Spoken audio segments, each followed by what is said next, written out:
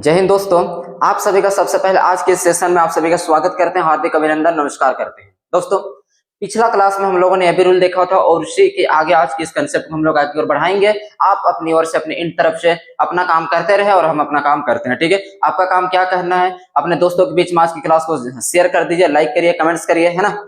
शुरुआत करते हैं, आगाज करते हैं एबी रूल के अगला नेक्स्ट कंसेप्ट को, है ना, जिसमें हम लोगों का स्टार्ट होगा। आप जरा देखिए, लास्ट क्लास में हमारा एक क्लास हो गया था यहां तक, ठीक है।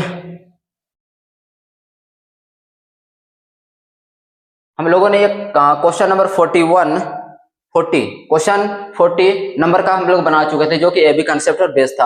अगर किसी भी बच्चा को डाउट है अभी भी एबी रूल पर, तो आप कमेंट करिएगा, आपको दोबारा बता दिया जाएगा, ठीक है। आपका कंसेप्ट को क्लियर कर दिया जाएगा। बट मुझे नहीं लगता है कि किसी भी बच्चे को, किसी भी स्टूडेंट्स को उस रूल पर कोई डाउट है, ठीक है।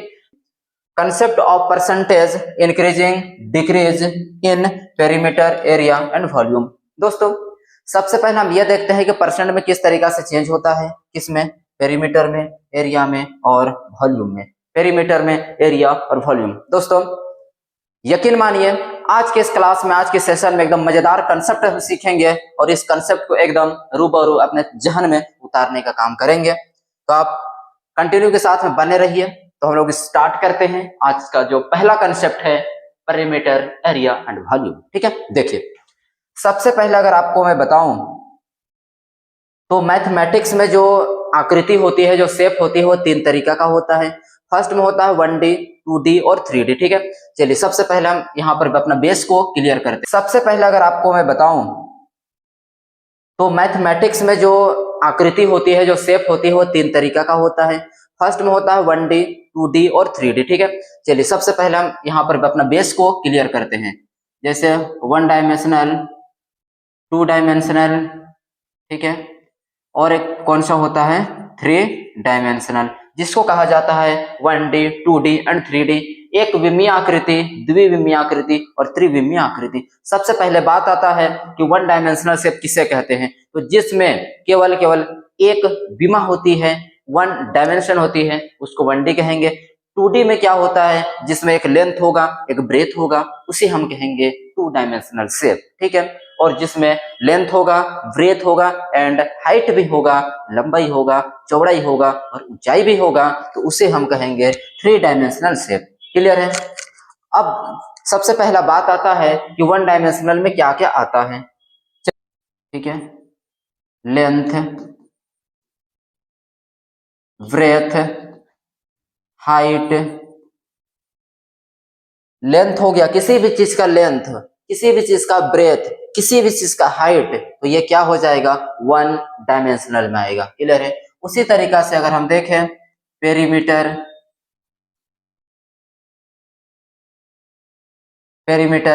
उसके साथ ही जो डायगोनल्स होता है, ठीक है ना, जैसे कोई भी शेप जो होता है, उस शेप का इसको हम क्या बोलते हैं, डायगोनल्स, जिसको विकर्ण कहा जाता है। क्लियर है। तो डायगोनल भी आपका क्या हो जाएगा, 1 डायमेंशनल में आएगा, डायगोनल। क्लियर है। ये भी किस में आएगा, 1 डायमेंशनल में आएगा। साइड आपका जो है वो क्या है, 1 डायमेंशनल चीज है। अब साइड में क्या होता है, लेंथ, ब्रेथ, हाइट, ये सभी चीज आता है। क्लियर है। उसी के साथ बात करें तो पेरीमीटर यहाँ पर हो गया। उसके बाद जैसे रेडियस जो हो गया, रेडियस भी आपका किस में आएगा, जैसे सर्कल का बात करें है ना, तो सर्कल में रेडियस होता है। ये सर्कल का सेंटर से इसका एज तक का जो डिस्टेंस होता है क्या हो जाएगा, रेडियस होगा। तो रेडियस आपका 1 डायमेंशनल होगा। जो सरकमफेरेंस होता है, सर्कल के लिए जो पेरीमीटर होता है, वो सर्कल में क्या यूज होता है, सरकमफेरेंस, है ना, सरकमफेरेंस। ये भी आपका क्या होगा, 1 डायमेंशनल में आएगा। बताइए, यहां तक कोई डाउट है। इसका मतलब यह हुआ जो लेंथ होगा, तो लेंथ जो होगा वो 1 डायमेंशन में आएगा। Breadth, height, perimeter, diagonal, side, radius, circumference, ये सभी चीज 1 डायमेंशन में आता है। और यहाँ जो होता है मीटर, सेंटीमीटर, किलोमीटर, ये सभी चीज आता है। क्लियर है। ठीक है, कोई दिक्कत नहीं है। तो समझते जाइए, कंसेप्ट का शुरुआत किए हैं, कंसेप्ट का अंत नहीं किए हैं। कंसेप्ट यूं ही स्टार्ट हुआ, आगाज हुआ है। तो आप धैर्य बनाए रखें और अपना माइंड को कंसंट्रेट करके रखें। उसके बाद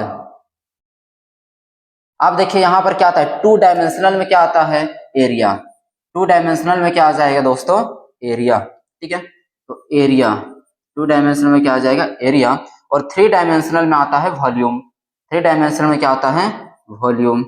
ये हमको नहीं लगता है दिखेगा, ठीक है। 3 डायमेंशनल में आता है वॉल्यूम।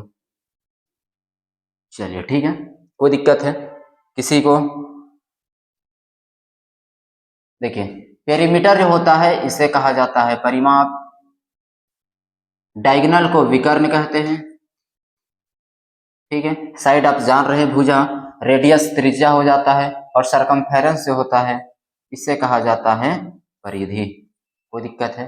ये तो लंबाई चौड़ाई ऊंचाई आपको पता है, ठीक है। और 2 डायमेंशनल में क्या आता है, एरिया। 2 डायमेंशनल में क्या आ जाएगा, एरिया। और यहाँ पे जो हो जाएगा, ये यूनिट जो होता है मीटर स्क्वायर, किलोमीटर स्क्वायर, है ना, metre square, centimetre square, kilometre square. Unit जो होता है स्क्वायर में होता है, और वॉल्यूम में क्या हो जाएगा, मीटर क्यूब, सेंटीमीटर क्यूब, उसके साथ ही क्या हो जाएगा, किलोमीटर क्यूब, ठीक है। ये 1 डायमेंशनल का बात हुआ, ये 2 डायमेंशनल हो गया, और ये हो गया 3rd डायमेंशनल। बच्चों सबसे पहले आप अपना कंसेप्ट क्लियर करिए। यहाँ पे जितना भी एक धागा में पिरोया हुआ है, length, breadth, height, perimeter, diagonal, sides, radius, circumference, ये सभी चीज क्या है, 1 डायमेंशनल में आएगा, क्लियर है। और एरिया जो हो जाता है वो 2 डायमेंशनल में आता है, और वॉल्यूम जो हो जाता है वो क्या होता है, 3 डायमेंशनल में आता है, क्लियर है, कोई दिक्कत है? तो उसमें से हम लोग को सबसे पहले ये स्टार्ट करना है, increase decrease in perimeter, increase decrease in perimeter. तो देखिए सबसे पहले आपका यहाँ पर 3 कंसेप्ट था, टोटल कितना था, 3 कंसेप्ट था। परसेंटेज इंक्रीज डिक्रीज होगा फर्स्ट नंबर में पेरीमीटर, सेकेंड नंबर में एरिया, और 3rd नंबर में क्या है, वॉल्यूम। 3rd नंबर में क्या है, वॉल्यूम, ठीक है। अब जरा यहाँ पर आप ये देखिए, पेरीमीटर जो होता है 1 डायमेंशन होता है, एरिया जो होता है आपका ये 2 डायमेंशनल होता है, ठीक है। और जो वॉल्यूम होता है आपका 3 डायमेंशनल होता है। कैसे होता है, क्या करता है, अभी आपको मैं आगे बताऊंगा, ठीक है। वॉल्यूम किस तरीका से, उसमें 3 साइड्स आएगा, लेंथ, ब्रेथ एंड हाइट। इसमें आपका क्या होगा, लेंथ होगा और ब्रेथ होगा, क्लियर है, ये चीजें हो गई। अब क्वेश्चन में आपको क्या पूछेगा, अब सबसे पहले एक क्वेश्चन का लैंग्वेज देखिए, उसके बाद आपको थोड़ा बहुत कुछ समझ में आएगा। देखिए क्वेश्चन यहाँ पर पूछ दिया है कि यदि किसी वर्ग की भुजा में 10% की वृद्धि की जाती है तो उसके परिमाप में और विकर्ण में प्रतिशत वृद्धि क्या होगा, प्रतिशत वृद्धि क्या होगा, ठीक है। देखिए भुजा में चेंज करने पर उसका परिमाप में और विकर्ण में क्या प्रतिशत का चेंजिंग आएगा, आपको ये पूछा है, ठीक है। सबसे पहले मैं आपको इसका बैकग्राउंड में लेकर के चलता हूं, और बैकग्राउंड में आपको बताता हूं कि क्या होता है और क्या नहीं होता है, क्या चीजें होती है, क्लियर है। एक स्क्वायर है,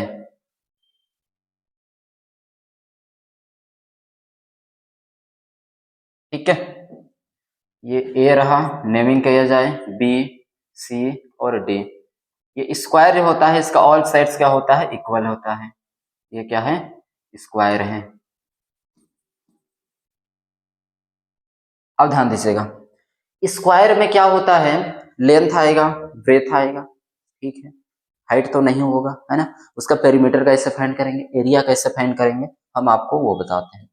तो स्क्वायर होता है, सपोज दैट इसका जो साइड है वो आपका ए, इसका साइड को क्या मानते हैं हम, ए मान लेते हैं, तो इसका चारों साइड क्या हो जाएगा, ए ही होगा, ए यूनिट, क्या है, ए यूनिट।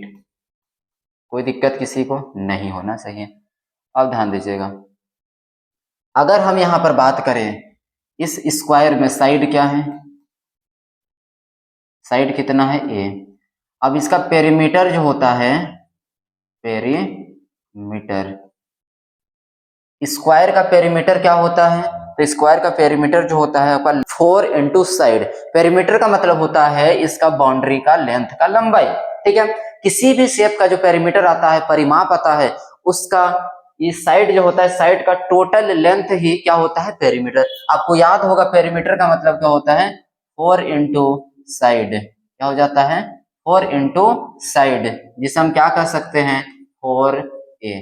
क्या हो जाएगा दोस्तों, 4a। साइड कितना है, a है। देखिए इसका एरिया क्या होगा, एरिया देखिए अभी इसका बहुत एकदम जानदार यूज होने वाला है, आप ध्यान से देखिएगा। साइड एरिया जो होता है आपका साइड इंटू साइड होता है, साइड इंटू क्या हो जाता है, साइड होता है, जिसको हम कह सकते हैं ए स्क्वायर। ए साइड ए और साइड ए स्क्वायर आएगा, भुजा का स्क्वायर होता है, ठीक है। अब यहाँ पर देखिए पेरीमीटर क्या होता है, क्या, पेरीमीटर, पेरीमीटर हो गया। अब बात करते हैं डायगोनल का, इसका डायगोनल का। और डायगोनल किसको बोलेंगे? डायगोनल आपका ये होगा, डायगोनल ये हो जाए, एसी जो है उसको हम क्या बोलेंगे? डायगोनल। और डायगोनल का जो फॉर्मूला होता है रूट टू ए होता है। क्या होता है दोस्तों? रूट टू ए। तो इसको हम कहेंगे रूट टू ए हो जाएगा। कोई दिक्कत है नहीं है ना? इस तरीके से यहाँ पर आप देखिएगा, ए है, बी है, सी है, ये आपका ए है ना, ये आपका साइड ए है। तो ये कैसे फाइंड होगा? आप देखिए यहाँ पर क्या हो जाएगा, पाइथागोरस थ्योरम यूज होता है। ठीक है, पाइथागोरस प्रमेय में क्या होता है, यहाँ पर ये 90 डिग्री है तो आपका ये हेपोटेनियस जो है वो हेपोटेनियस कैसे आएगा? हेपोटेनियस क्या होता है? अगर हम AC निकालना चाहे तो AC के लिए क्या होता है, perpendicular square plus base square. तो यहाँ पर क्या हो जाएगा, ए स्क्वायर होगा। और इधर के लिए क्या होगा, मतलब फाइनली आप करना चाहो तो AC का स्क्वायर क्या होता है, इज इक्वल टू यहाँ पर AB का स्क्वायर होगा प्लस क्या हो जाएगा, यहाँ BC का स्क्वायर होगा। कोई दिक्कत है? AB आपका देखिए यहाँ पर A है, ए का स्क्वायर प्लस यहाँ BC भी क्या है, ए स्क्वायर। तो यहाँ पर 2a का स्क्वायर हो जाएगा। स्क्वायर जब ट्रांसफर करेंगे तो यहाँ स्क्वायर रूट बनेगा। तो AC is equal to finally क्या आएगा, स्क्वायर की वजह से ये बाहर आ जाएगा, यहाँ पर रूट टू होगा। अरेंज करके लिखेंगे रूट टू ए। तो ये क्या होता है, डायगोनल होता है। ये क्या होता है, डायगोनल। ठीक है, तो इस तरीका से आता है रूट टू ए। कोई दिक्कत है? इस फॉर्मूला का भी हम यूज करेंगे आगे बेसिक बताने। यहाँ तक कोई डाउट है बताइए? चलिए आगे बढ़े। कोई दिक्कत? याद रखिएगा पेरीमीटर 4 इंटू ए होता है, एरिया जो होता है साइड इंटू साइड ए स्क्वायर होता है, और जो डायगोनल आता है, डायगोनल क्या होता है, रूट टू ए। कोई दिक्कत है? चलो नेक्स्ट। अब यहां पर मैं आपको बताता हूं कि क्वेश्चन किस तरीका से क्रिएट करेगा। सपोज दैट यहाँ एक ये स्क्वायर है, ये क्या है दोस्तों, स्क्वायर है ना। तो इस साइड को 10% से इंक्रीज करते हैं। क्या करते हैं, 10% से इंक्रीज करते हैं। अब आप बताइए जरा, इसका जब साइड को हम 10% से इंक्रीज करेंगे, 10% क्या कर देंगे उसमें, इंक्रीज कर देंगे, तब क्या निकल करके आएगा, है ना।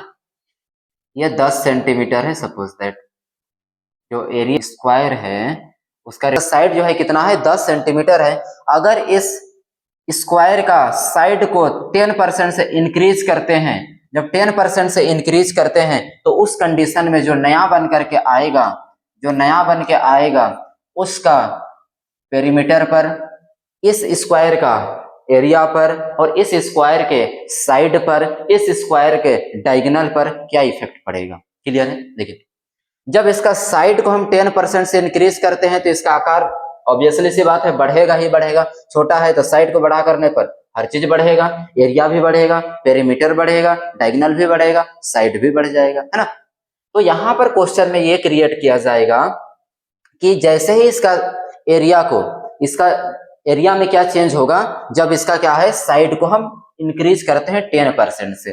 ठीक है, क्वेश्चन यहां पर क्या है,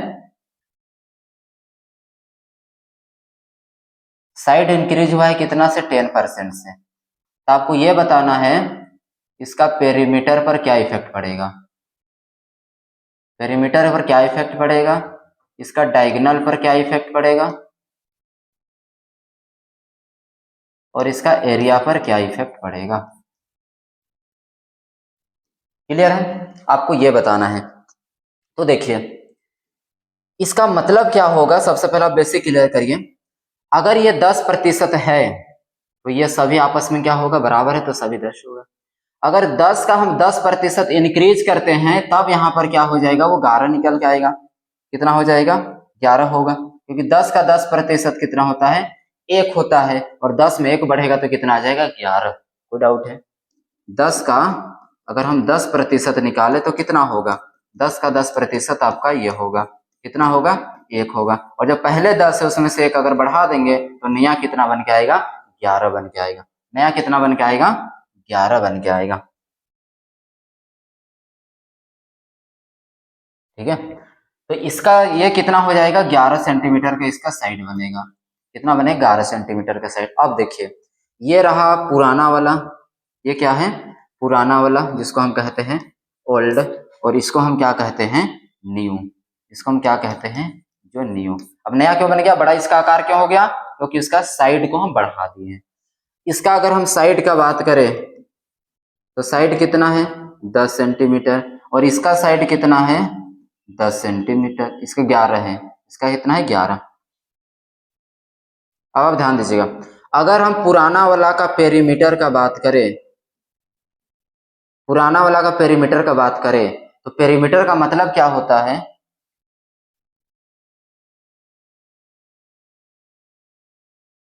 ए का वैल्यू है, ठीक है। और यहां पर भी क्या हो जाएगा, ठीक है।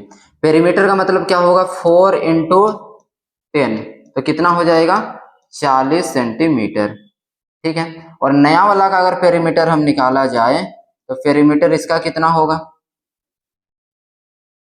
दोस्तों आपको क्या बता रहा हूं, क्लियर हो रहा है ना। जब किसी एक वर्ग का, किसी स्क्वायर का अगर एक भुजा को केवल बढ़ा देते हैं तो उसका क्षेत्रफल में क्या प्रभाव पड़ेगा, उसका परिमाप में क्या प्रभाव पड़ेगा, और उसका विकर्ण में यानी कि डायगोनल में क्या प्रभाव पड़ेगा, वो आपको परसेंटेज चेंज अभी आपको दिखाऊंगा कि क्या क्या प्रभाव पड़ेगा। तो एक को बदलने से सारा चीज बदल जाता है, ठीक है। देखिए तो इसका पेरीमीटर कितना होगा 4 इंटू साइड, तो 4 इंटू 11 कितना हो जाएगा 44, कोई दिक्कत है। देखिए अब इसका अगर हम क्या करें डायगोनल का बात करें तो डायगोनल क्या होगा, डायगोनल का मतलब अभी मैं आपको बताया, डायगोनल क्या होता है √2a, तो √2 इंटू ए कितना है, साइड आपका कितना है 10, तो 10 √2 हो जाएगा, है ना। कितना हो जाएगा √2 इंटू क्या कर देंगे 10 करेंगे तो 10 √2 सेंटीमीटर। और यहां पर इसका डायगोनल कितना होगा, इसका डायगोनल भी वही हो जाएगा √2 इंटू क्या हो जाएगा 11, और यहाँ पर कितना आएगा 11 √2 सेंटीमीटर। सेम अगर उसी तरीके से इसका हम पेरीमीटर जो निकाल दिए, डायगोनल आ गया, अब इसका जरा एरिया तो निकाला जाए, पुराना वाला कितना था, एरिया का मतलब कितना होता है साइड इंटू साइड, और ये कितना है 10, तो 10 इंटू 10 कर देंगे तो क्या हो जाएगा 100 सेंटीमीटर, और क्या होगा स्क्वायर होगा। अब नया वाला का जिसका 11 सेंटीमीटर साइड है, तो इसका अगर हम एरिया निकाले तो इसका एरिया कितना आएगा, देखिए यहाँ पर क्या होगा 11 इंटू 11 हो जाएगा, मतलब 121 सेंटीमीटर स्क्वायर होगा, कोई दिक्कत है। अब हम क्या करते हैं, यहाँ पर हम परसेंटेज चेंज निकाल लेते हैं, यहाँ पर क्या करते हैं परसेंटेज चेंज निकाला जाए, और जैसे हम परसेंटेज चेंज यहाँ पर लाएंगे, यहाँ पर हम क्या करेंगे percentage change increasing decreasing in percent, direct हम करते हैं इंक्रीजिंग डिक्रीजिंग, है ना, कितना बढ़ेगा या कितना क्या हो रहा है घटा, ऑब्वियसली से बात है घटेगा नहीं, क्योंकि एक को बढ़ाएं तो सारा चीज बढ़ेगा। अब हम सबसे पहले यहाँ पर यह देखा जाए कि पेरीमीटर पर क्या चेंज हुआ, इस पर पेरीमीटर पर क्या चेंज होगा, फर्स्ट पॉइंट। तो अब देखिए पेरीमीटर पर क्या चेंज हुआ, देखिए पुराना वाला का पेरीमीटर कितना है 40, नया का पेरीमीटर कितना आया 44, कितना का चेंज हुआ, कितना बढ़ गया, तो 4 सेंटीमीटर बढ़ गया है, कितना बढ़ा है 4 बढ़ा है, किससे बढ़ा है 40 से बढ़ा है, ठीक है। 4 का बढ़ोतरी हुआ 40 में, परसेंटेज के लिए क्या कर देंगे 100, 4 से काटेंगे 10 बार में, और यहाँ 0 से 0, मतलब कितना आया 10%, 10% क्या हुआ है इंक्रीज हुआ है, 10% क्या हुआ है इंक्रीज हुआ है। नेक्स्ट पॉइंट आप जरा ये देखिए, सेकेंड पॉइंट में क्या हुआ है, ठीक है। अगर हम इसका डायगोनल का बात करें, इसका डायगोनल का बात करें तो डायगोनल में क्या चेंज हुआ है, देखिए पुराना वाला का डायगोनल 10 √2 था, नया वाला का डायगोनल 11 √2 आया, बढ़ गया है, कितना बढ़ा है, तो 11 √2 में से 10 √2 माइनस कर देंगे तो कितना आएगा √2 बढ़ गया है, कितना बढ़ा है √2 बढ़ा है, किससे 10 √2 से, 10 √2 से, परसेंटेज के लिए क्या कर देंगे 100, रूट से रूट खत्म √2, 0 से 0 खत्म, तो फाइनल कितना आएगा 10% क्या हुआ है इंक्रीज हुआ है, क्लियर है। पेरीमीटर कितना बढ़ा है 10%, पुराना वाला से नया वाला में उसका विकर्ण में क्या चेंज हुआ 10% का वृद्धि हुआ, कोई दिक्कत नहीं है। अब सेम चीज हम देख लेते हैं इसका एरिया पर क्या इफेक्ट पड़ा है, इस पर एरिया यानी कि क्षेत्रफल में क्या प्रभाव पड़ा है। तो देखिए पुराना वाला का क्षेत्रफल 100 सेंटीमीटर स्क्वायर था, नया का कितना बना 121 आ गया, तो कितना का चेंज हुआ है 21 सेंटीमीटर स्क्वायर बढ़ गया है, कितना बढ़ा है 21 सेंटीमीटर स्क्वायर बढ़ गया है, किससे, तो पुराना में कितना था 100 से, तो पहले 100 था उसमें 21 बढ़ गया है, परसेंटेज के लिए क्या कर देंगे 100% से गुना, 100 से 100 खत्म, तो फाइनल कितना होगा 21%। कितना आएगा दोस्तों 21%। कोई दिक्कत है? सॉरी। तो आप यहां पर देख सकते हैं कि एक चीज को केवल साइड को 10% बढ़ाने से किस किस प्रकार से चेंज होकर के आ रहा है। ठीक है, अब आप यहां पर जरा ये देखिए, पेरीमीटर कितना बढ़ गया, पेरीमीटर भी 10% बढ़ा।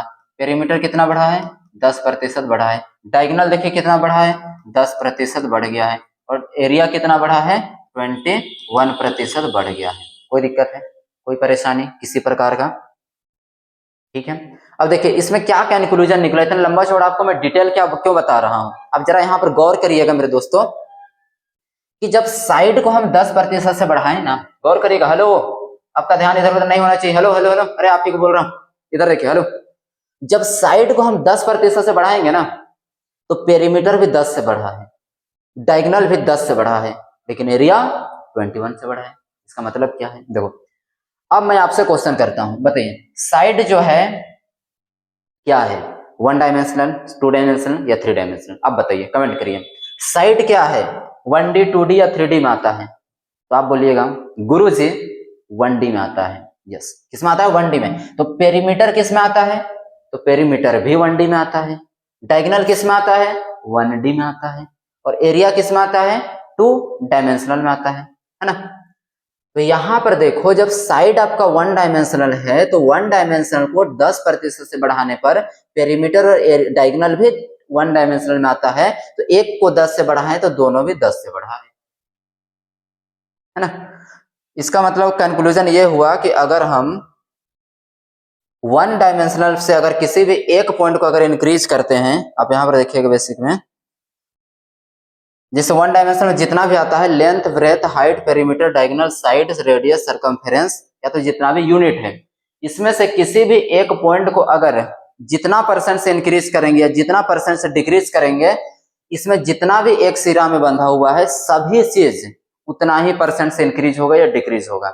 मतलब यह हुआ कि अगर हम किसी स्क्वायर का, किसी रेक्टेंगल का, या फिर कोई रेडियस को अगर इंक्रीज करे सर्कल में, अगर लेंथ को 10% से बढ़ाएंगे तो ब्रेथ भी 10 से बढ़ेगा, हाइट 10 से बढ़ेगा, पेरीमीटर में भी 10% का इंक्रीज होगा, डायगोनल में भी 10% का इंक्रीज होगा, साइड में भी 10% का इंक्रीज होगा। उसी तरीका से अगर सर्कस का रेडियस का बात करें सर्कल में, तो वहां पर अगर हम रेडियस को 10% से इंक्रीज करेंगे तो सर्कमफेरेंस भी 10% से बढ़ेगा। इसका मतलब ये हुआ है। अब आप यहां पर अभी देखे थे कि अगर स्क्वायर का साइड को हम 10% से इंक्रीज किए थे तो एरिया में कितना का इंक्रीज हुआ था 21% का। तो जब साइड को हम 10% से बढ़ाए तो एरिया में 21 का % का इंक्रीज क्यों हुआ, क्योंकि साइड आपका 1 डायमेंशनल में आता है और एरिया आपका 2 डायमेंशनल में आता है। तो जब 1 डायमेंशनल से 2 डायमेंशनल में अगर कोई चीज जंप करेगा तो वहां पर इंक्रीज होने का जो % है वो बदल जाएगा। लेकिन 1 डायमेंशनल से 1 डायमेंशनल में अगर हम कहीं भी जंप करें, आपका % चेंज, इंक्रीज या जो डिक्रीज होगा वो आपका सेम रहेगा। कोई डाउट है यहां तक? क्लियर है? तो आप यहां पर सेम चीज को देख सकते हैं, यहां पे सारा चीज आपके सामने है।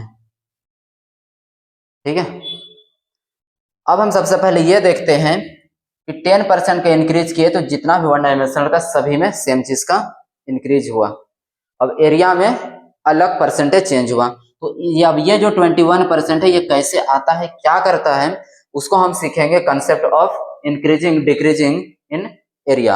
अभी हम सबसे पहले ये देखते हैं कि पेरीमीटर का कंसेप्ट क्या होता है। तो सबसे पहले आप हेडिंग दीजिए increase decrease in perimeter, increase decrease in perimeter. अब आप जरा कमेंट करिए कि पेरीमीटर आपका किस में आएगा, किस कैटेगरी का है। पेरीमीटर 1 डायमेंशनल है, 2 डायमेंशनल या फिर 3 डायमेंशनल, ये आप कमेंट करें जरा। ठीक है, तो पेरीमीटर आ जाएगा आपका सबसे पहले किस में आएगा 1 डायमेंशनल में। तो स्टार्ट भी होगा किससे कंसेप्ट का 1 डायमेंशनल से। क्लियर है? उसके बाद एरिया में जाएंगे, फिर पहुंचेंगे वॉल्यूम में। तो ये हो गया आपका 1 डायमेंशनल एक विमीय आकृति का है। चलिए अब इसी पर बेस्ट कुछ क्वेश्चन बनाया जाए। क्वेश्चन 41 ये रहा आपके सामने, जरा क्वेश्चन पढ़िए और समझने की कोशिश करिएगा। यदि किसी वर्ग का भुजा 10% की वृद्धि की जाती है तो उसके परिमाप में और उसका विकर्ण में क्या प्रतिशत का वृद्धि होगा या कैसे से होगा। ठीक है, if side of a square is increased by 10% then find percent increase in its perimeter and diagonal. Clear है? बताइए, इस क्वेश्चन को सबसे पहले बनाने के लिए आपको माइंड में ये होना चाहिए याद कि जो क्वेश्चन में दिया हुआ है, सपोज दैट ये भुजा का बात कर रहा है, साइड का बात कर रहा है, तो साइड जो है आपका किस में आएगा, 1 डायमेंशन में आएगा, और इसे कितना से इंक्रीज किया हुआ है, 10% से इंक्रीज किया हुआ है। कितना परसेंट से बढ़ाने का बात कर रहा है, 10% से बढ़ाने की बात कर रहे हैं। और ये रिजल्ट में क्या पूछा है, रिजल्ट में उसका परिमाप में क्या चेंज होगा और उसका विकर्ण डायगोनल में क्या चेंज होगा, क्वेश्चन ये पूछा है। ठीक है, तो यहाँ पर अगर परिमाप का बात करें, पेरीमीटर, तो पेरीमीटर किस में आता है, तो पेरीमीटर भी आपका 1 डायमेंशन में आता है। और क्वेश्चन में पूछा हुआ है विकर्ण पर क्या चेंज होगा, क्या प्रभाव पड़ेगा, यानी कि डायगोनल, इस पर क्या प्रभाव पड़ेगा। तब जरा बताइए, डायगोनल किस में आता है, तो ये भी 1 डायमेंशन में आता है। अभी जस्ट मैंने आपको बताया कंसेप्ट कि 1 डायमेंशन में एक चीज को जितना परसेंट से बढ़ाएंगे उससे बंधा हुआ सारा चीज में 10% का इजाफा होगा, 10% का वृद्धि होगा, 10% का ही इंक्रीज होगा। मतलब साइड अगर 1D है तो पेरीमीटर और डायगोनल भी 1D है, इसीलिए दोनों पर क्या चेंज होगा, 10% का ही चेंज होगा। तो देखिए ऑप्शन नंबर बी जो है, पेरीमीटर पर भी 10%, डायगोनल पर भी 10%। कोई दिक्कत है? सबसे पहले आपको यह पकड़ना है किस शेप का वो बन रहा है। आगे बढ़े, चलिए देखते जाइए, आपका कंसेप्ट क्लियर होगा, है ना। देखिए सेकंड क्वेश्चन क्या है, इस क्वेश्चन पर बेस्ड है। यदि वृत्त की त्रिज्या को 20% की वृद्धि की जाती है तो उसका परिधि में परसेंटेज वृद्धि कितना होगा। अब बताइए, देखिए त्रिज्या का बात किया है 20% से बढ़ाने का, रिजल्ट में पूछा है परिधि में क्या परसेंटेज चेंज होगा। तो अब बताइए, रेडियस जो होता है, रेडियस किस में आता है, रेडियस किस में आता है, तो जरा गौर करिए और पीछे का स्लाइड को जरा देखिए, रेडियस आपका किस में है, ये रहा। देखिए रेडियस यहाँ पे है, 1 डायमेंशन में है ना। तो जब रेडियस में जितना का चेंज होगा तो सरकमफेरेंस परिधि का बात किया है, तो इसको जितना परसेंट से बढ़ाएंगे ये भी वही परसेंट का इंक्रीज होगा।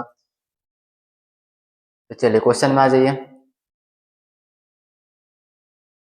तो रेडियस जो है 1 डायमेंशन है और इसको बात किया है 20% से बढ़ा देने का। तो यहाँ पर पूछा है परिधि में, यानी कि सरकमफेरेंस में, तो सरकमफेरेंस में कितना का चेंज होगा। क्योंकि सरकमफेरेंस भी 1 डायमेंशनल है, तो 1 डायमेंशन में 20% बढ़ाए हैं रेडियस को, तो सरकमफेरेंस भी 20% से ही बढ़ेगा। मतलब ऑप्शन नंबर 20 जो है आपका सही हो जाएगा। क्लियर है? क्वेश्चन बहुत आसान है, केवल आपका इसके पीछे का बैकग्राउंड पता होना चाहिए और इसका बेस मजबूत होना चाहिए, क्वेश्चन यूं ही बनेगा। ठीक है, बिल्कुल टाइम टेकन नहीं है, क्वेश्चन को भी देखते हैं, आंसरिंग आएगा जब तक माइंड में रहेगा। अभी जो आपको बताया जो बेसिक में वो चीज, तो ये 2 क्वेश्चन के माध्यम से आप अपना कंसेप्ट को क्लियर कर सकते हैं, पेरीमीटर में क्या प्रभाव पड़ेगा। अब स्टार्ट होता है increase decrease in area, increase decrease in area, that means क्या हो गया, अब 2 डायमेंशनल का कंसेप्ट स्टार्ट होने वाला है, 2 डायमेंशन। क्लियर है? इसका पहला क्वेश्चन आपके बीच में ये रहा। ठीक है, अब यहां पर अगर हम एरिया में क्या चेंज होगा उसका बात करें, तो इसको बनाने का सबसे पहले आपके बीच में आएगा 2 मेथड। क्लियर है? अब हम इसी कंसेप्ट में सीखेंगे जो बैकग्राउंड में था ना यहाँ पर, कि जिस प्रकार से यहाँ पर पेरीमीटर और डायगोनल में सेम परिवर्तन हुआ था, लेकिन एरिया में आप देखिए जब एक को साइड को 10 से बढ़ाए तो एरिया 10 ना बढ़ करके 21 से बढ़ गया था, और यही 21 आता कैसे है वो अब हम सीखेंगे। और इस कंसेप्ट को सीखने के लिए हम 2 मेथड के माध्यम से सीखेंगे। पहला मेथड जो आ जाएगा आपका, देखिए सबसे पहले आप नोट आउट करिए, इंक्रीज डिक्रीज इन एरिया। ठीक है, अगर हम बात करें परसेंटेज जो होता है 2 तरीका से होता है। परसेंट कितना तरीका से होता है, 2 तरीका का। पहला परसेंटेज जो होता है आपको दिखेगा 10%, 20% या 5%, 7%, तो इस तरीका से नॉर्मल परसेंट दिखेगा सब सिंपल में। क्लियर है? और सेकेंड परसेंटेज का टाइप्स आपको दिखाई देगा 9 होल 1/11%, 16 होल 2/3%, 7 होल 1/7%। क्लियर है? इस तरीका से एक आपको परसेंटेज का रूप दिखाई देगा। एक सिंपल में रहेगा नॉर्मल, और एक क्या रहेगा, मिक्स्ड फ्रैक्शन के साथ में परसेंटेज लगा हुआ रहेगा। तो जहां पर जिस क्वेश्चन में अगर नॉर्मल परसेंटेज है तो वहां पर इस एरिया का कंसेप्ट को क्वेश्चन को बनाने के लिए हम वहां पर यूज कर देंगे सक्सेसिव मेथड। क्या यूज करेंगे? Successive method. और जिस क्वेश्चन में बात करेगा पेरीमीटर एरिया या किसी भी साइड पर परसेंटेज चेंज अगर मिक्स्ड फ्रैक्शन के साथ में रहेगा तो वहां पर हम यूज करेंगे रेशियो। वहां पर क्या यूज करेंगे? Ratio method. ठीक है, तो आप इस चीज को याद रखें, जब तक यहां पर नॉर्मल परसेंटेज रहेगा हमको यूज करना है सक्सेसिव, और मिक्स्ड फ्रैक्शन के साथ परसेंटेज लगा हुआ है चेंज देगा तो वहां पर हम यूज करेंगे रेशियो। क्लियर है? तो सबसे पहले हम पहला कॉन्सेप्ट स्टार्ट करते हैं सक्सेसिव मेथड में किस तरीका से काम होता है। ठीक है, तो यह पहला क्वेश्चन देख सकते हैं कि यदि किसी वर्ग की भुजा में 5% की वृद्धि की जाती है तो उसके क्षेत्रफल में कितना प्रतिशत की वृद्धि होगी। क्लियर है?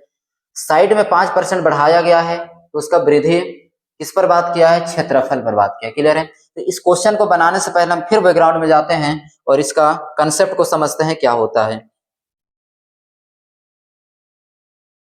देखिए, सक्सेसिव। ठीक है, अब सक्सेसिव जो होता है दो चीज का होता है, एक इंक्रीजिंग नंबर परसेंटेज का और एक डिक्रीजिंग नंबर परसेंटेज का। क्लियर है? अगर किसी नंबर में कुछ परसेंट से हम उसका इंक्रीज करते हैं, फिर जो रिजल्ट निकल करके आएगा उस रिजल्ट में फिर कुछ परसेंट का इंक्रीज करेंगे तो वहां पर आता है सक्सेसिव। ठीक है, तो यहां पर दो मेथड आएगा। क्या जाएगा? दो चीज होता है। फर्स्ट टर्म जो होता है टू टर्म के लिए, अगर यहाँ पर टू टर्म रहे तो वहां पर हम किस तरीका से इसका हम यूज करेंगे। सेकेंड पॉइंट में आ जाएगा थ्री टर्म। क्या हो जाएगा? Three term. अगर हम टू टर्म का सबसे पहले क्लियर करें इस कंसेप्ट को, तो टू टर्म में ये होगा, सपोज दैट ए है A% और दूसरा परसेंटेज है B%। A% और B% का मतलब ये हुआ कि कोई एक पार्टिकुलर नंबर है, उस नंबर में हम A% का इंक्रीज करते हैं, उसके बाद में जो रिजल्ट निकल के आएगा उसमें फिर B% का इंक्रीज करेंगे तो फाइनल रिजल्ट पर क्या इफेक्ट होगा आपको ये बताना है। क्लियर है? तो जब भी दो टर्म दो परसेंटेज का इंक्रीज डिक्रीज देगा तो वहां पर आपके बीच में एक फॉर्मूला निकल के आएगा A+B+AB/100। A+B+AB/100। क्लियर है? ये फॉर्मूला होता है, फॉर्मूला आप याद रखें, बट यकीन मानिए क्वेश्चन में फॉर्मूला का बिल्कुल यूज नहीं करेंगे। आपको डायरेक्ट सक्सेसिव निकालने के लिए आपको सीखना पड़ेगा। A+B+AB/100। और एक बात याद रखिएगा, अभी जस्ट मैंने बोला परसेंटेज इंक्रीज का भी होगा और डिक्रीज का भी होगा। जहां पर डिक्रीज का बात करेगा, कमी प्रतिशत का बात करेगा, वहां पर इस टर्म के साथ में क्या आ जाएगा? माइनस टर्म आएगा। और जहां पर बढ़ोतरी का बात करेगा, इंक्रीज का बात करेगा, तो वहां पर आ जाएगा प्लस के साथ में। क्लियर है? कैसे यूज होगा क्वेश्चन में आपको बताएंगे। अब यहाँ पर देखिए थ्री टर्म के लिए क्या होता है, तो थ्री टर्म में सपोज दैट यहाँ दिया हुआ है A%, B% एंड C%। तो इस तरीका से अगर आप परसेंटेज का इंक्रीज या डिक्रीज का दिया हुआ है तो यहाँ पर आपके बीच में फॉर्मूला निकल करके आएगा, और फॉर्मूला बहुत लंबा चौड़ा होता है, आपको बता दे रहा हूँ, बट इसका यूज बिल्कुल नहीं करना है। क्या करना है? जितने जो भी परसेंटेज देगा थ्री टर्म में उसको एक बार क्या करेंगे? जोड़ेंगे A+B+C। उसके बाद क्या करना है? इसको आपस में एक दूसरे से मल्टीप्लाई करना है, AB+BC+AC, या फिर क्या हो जाएगा? CA, और नीचे हम भाग कर देंगे 100 से। क्लियर है? उसके साथ ही क्या हो जाएगा?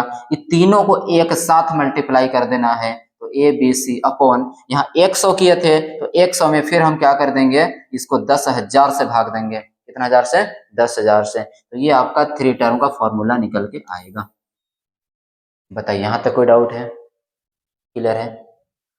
A+B+C+AB+BC+C/100+ABC/10,000 है ना।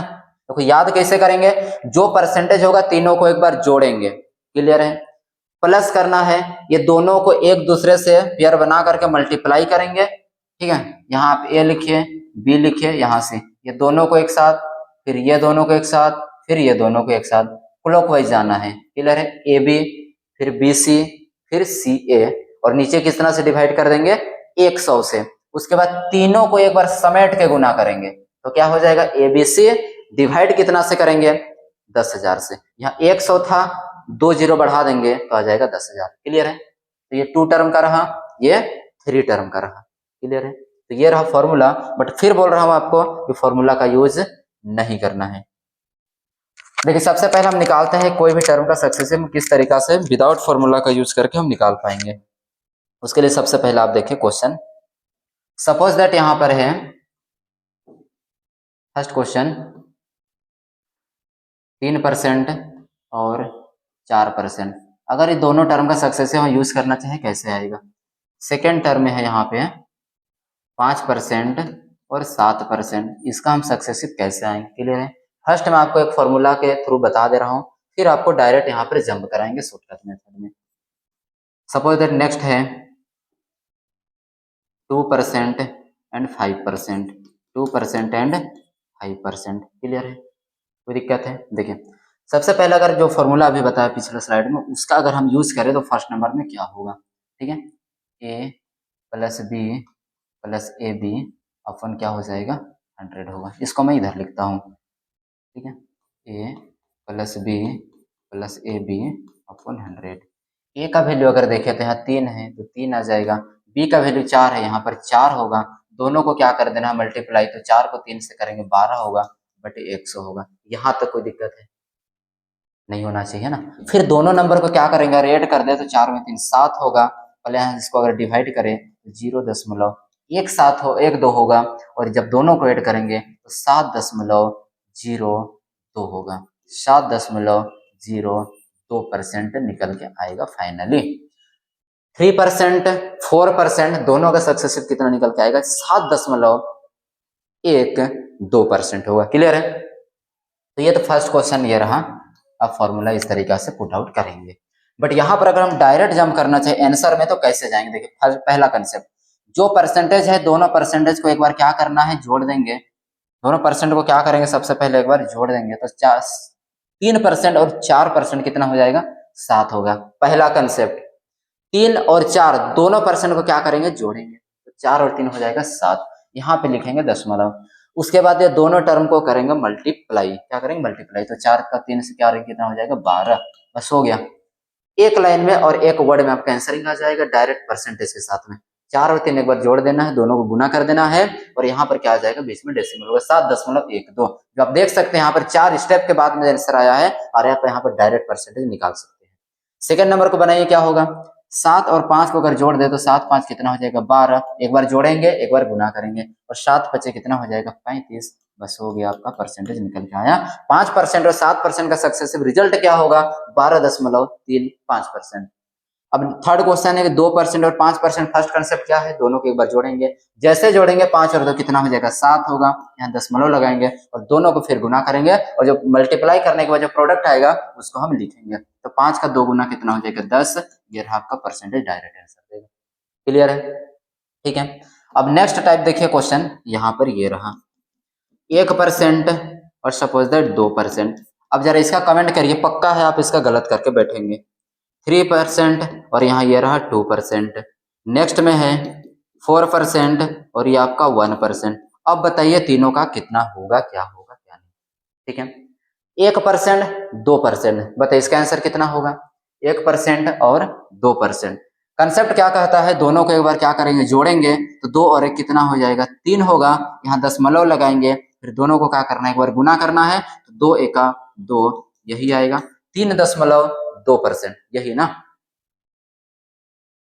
कोई दिक्कत है? ठीक है, बिल्कुल आपको लग रहा होगा ये सही है, बट यकीन मानिए ये बिल्कुल सही नहीं है, 100% ये गलत रेट है। ठीक है, तो यहाँ पर क्या करेंगे, यहाँ पर थोड़ा सा आप ध्यान रखिएगा, एक कंसेप्ट में दोनों को प्लस तो करना है, ऐड कर देंगे, दोनों का सम आ जाएगा। ठीक है, फिर दोनों को गुना करने से कोई दिक्कत नहीं है, बट दिक्कत एक पॉइंट पर और क्या पर है, ध्यान से देखिएगा, 2 और 1 क्या करेंगे जोड़ेंगे, तो 2 और 1 कितना होगा 3 होगा, कोई दिक्कत नहीं है, लेकिन 2 को 1 से जब गुना कर देंगे तो यहाँ पर 2 होगा। और एक बात हमेशा याद रखिएगा, जब भी परसेंटेज हम बैठाएंगे, परसेंटेज में डेसिमल जहां भी होगा राइट साइड से 2 डिजिट के बाद होगा, राइट साइड से 2 अंक के बाद में होगा, तो यहाँ पर 2 और 1 को गुना करने पर 2 होगा, तो केवल 2 के बाद दशमलव नहीं बिठाएंगे, इसको हम बनाएंगे 2 डिजिट में, और 2 डिजिट में बनाने के लिए 2 से पहले कर देंगे एक 0। कोई दिक्कत है? तो 3.2% ना होकर के क्या होगा करेक्ट आंसर? 3.02% हो गया। क्लियर? अब बनाइए, इसको बनाइए।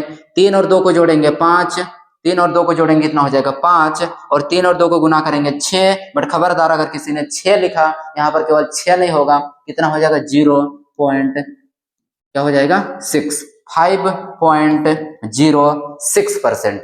कोई दिक्कत है? 4 और 1% का कितना हो जाएगा? 4 और 1 को जोड़ेंगे तो कितना हो जाएगा 5, और जैसे गुना करेंगे 4 का 4 होगा, बट केवल 4 नहीं लिखेंगे, 0.4% होगा। कोई दिक्कत है? कोई परेशानी है ना?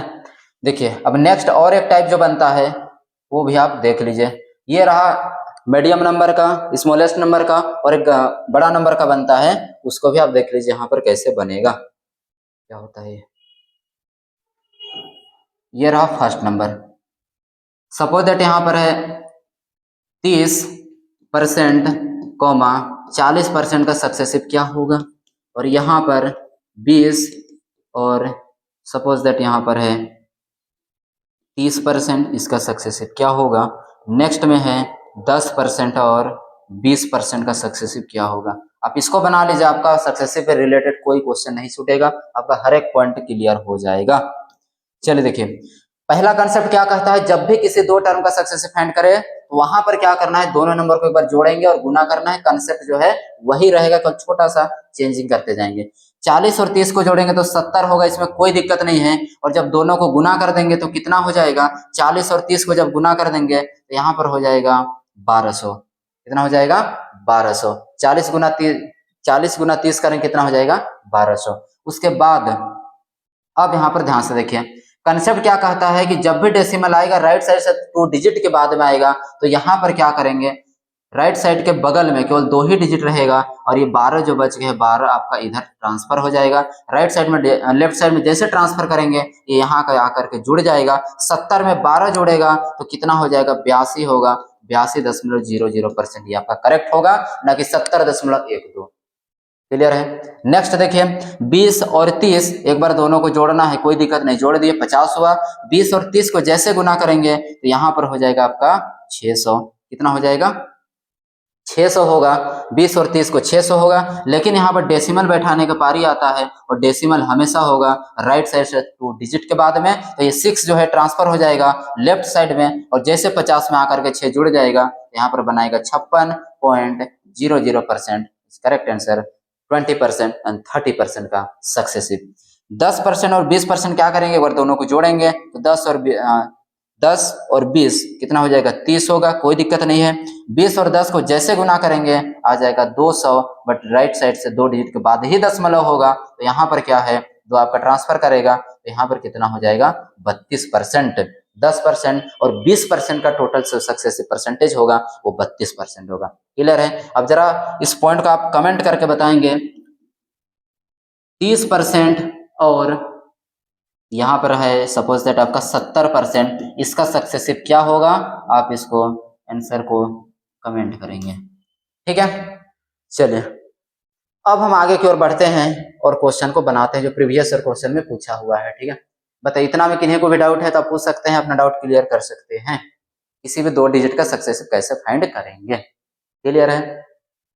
चलो, ये रहा आपके बीच में क्वेश्चन एक CHSL का 2024 रिसेंटली क्वेश्चन है ना, 43 नंबर।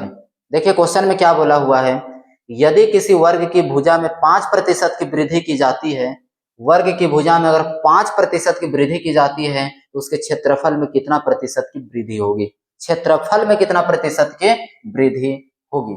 अब जरा यहाँ ध्यान दीजिए, ये भुजा का बात कर रहा है, जो साइड है यहाँ पर आपका 1 डायमेंशनल में आएगा। क्लियर है? याद है? और यहाँ पर रिजल्ट में पूछा हुआ क्षेत्रफल पर क्या इफेक्ट पड़ेगा, उसका एरिया पर क्या इफेक्ट पड़ेगा उस स्क्वायर का।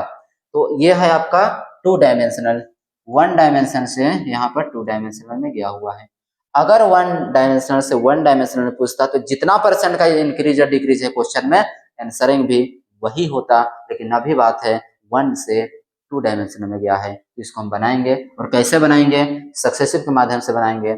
आप यहाँ पर देखिए 5% है तो 5% का सक्सेसिव कितना होगा। जब एरिया का बात किया है, क्षेत्रफल का बात किया है, तो यही चीज आपका 2 बार काम करेगा। 5% ही 2 बार काम करेगा। अब क्यों करेगा, अब जरा इसका बैकग्राउंड को देखिए। जो स्क्वायर होता है, क्या स्क्वायर, स्क्वायर का जो एरिया होता है, एरिया क्या होता है अभी मैंने आपको जस्ट बताया, साइड इंटू क्या हो जाता है, साइड होता है, और साइड को साइड से मल्टीप्लाई करने पर ही एरिया आएगा। दैट मीन्स क्या हो गया कि 5% है तो वही आपका 2 बार यूज होगा, इसीलिए 5% और 5% का हम क्या निकालेंगे, जैसे सक्सेसिव निकालेंगे वही आपका परसेंटेज चेंज देगा, वही आपका क्या हो जाएगा, परसेंटेज चेंज होगा। कोई दिक्कत है इसमें, कोई दिक्कत है।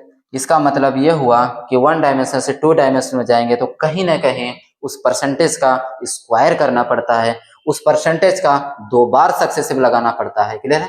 तो 5% और 5% का सक्सेसिव कितना होगा, अब जरा बताइए। यहाँ पर डायरेक्ट फॉर्मूला यूज बिल्कुल नहीं करेंगे, a+b+ab/100 उसका यूज नहीं करना है। देखिए 5 और 5 को एक बार क्या करेंगे, जोड़ेंगे, तो 5 और 5 कितना हो जाएगा, तो बोलिएगा 10, दशमलव लगाएंगे, 5 को 5 से एक बार गुना करेंगे तो हो जाएगा 25, यानी कि 10.25%। ये रहा आपका ऑप्शन नंबर बी। बताइए क्वेश्चन बनाने में कोई दिक्कत है, कोई लेट लगेगा। तो इस तरीका से 1 डायमेंशन से 2 डायमेंशन में जाएंगे तो सक्सेसिव का यूज करेंगे। अभी आगे चल करके इसका रेशियो मेथड भी सीखेंगे, बट सबसे पहले सक्सेसिव को तो समझ लिया जाए। देखिए नेक्स्ट क्वेश्चन 44 नंबर, आप इसका आंसरिंग दे पाएंगे। देखिए आयत है, अभी रेक्टेंगल आ चुका है।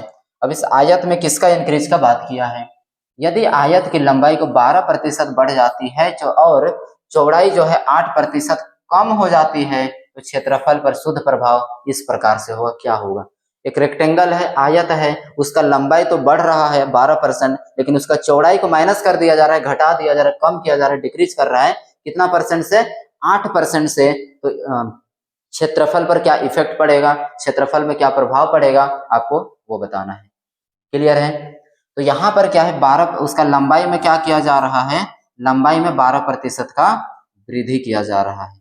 लंबाई में क्या हो रहा है, 12% का वृद्धि किया जा रहा है।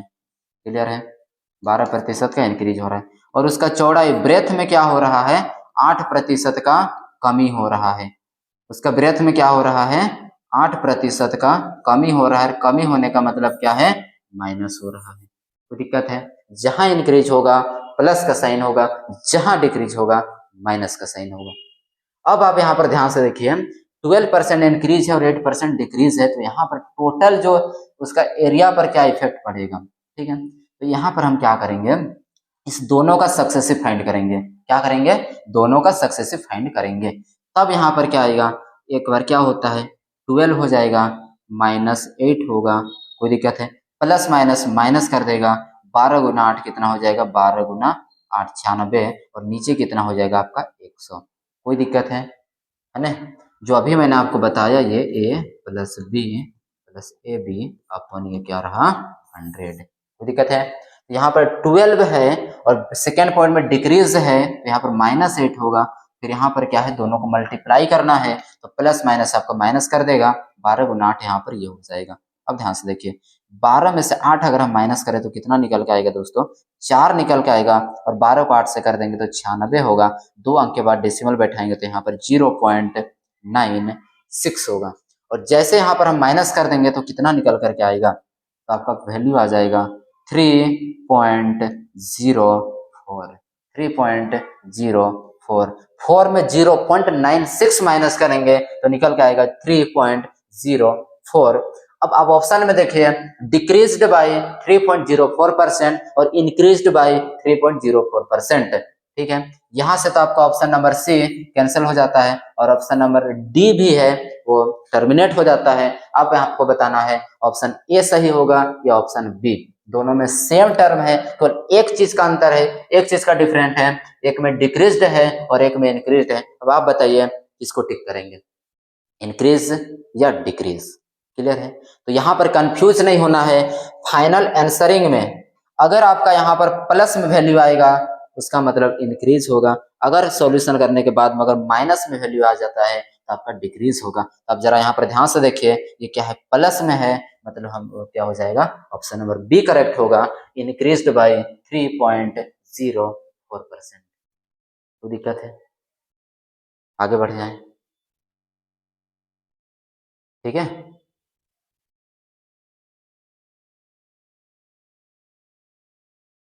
चलो नेक्स्ट क्वेश्चन, क्वेश्चन नंबर 45 देखिए क्या बोला है। क्वेश्चन को गहराई से पढ़िएगा, समझ में आएगा। और ये जो क्वेश्चन आपका 2022 का सीजीएल का क्वेश्चन है, क्लियर है।